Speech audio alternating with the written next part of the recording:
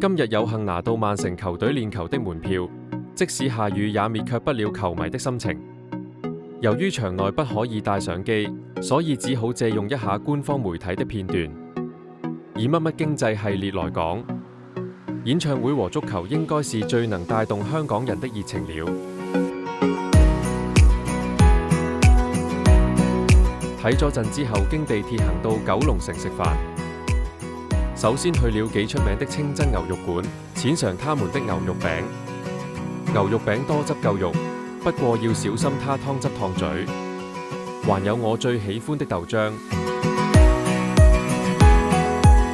之後我去了容記潮州飯店，叫了幾碟小菜，有方魚肉碎粥、鵝片和糖醋麵。肉碎粥鹹香味美，啲方魚碎脆脆挺香口，糖醋麵脆脆的，食落像媽咪麵。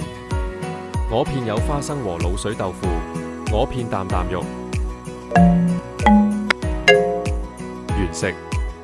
夜晚的九龍城依舊熱鬧，還有遊客專程來到這裏來試這裏的美食。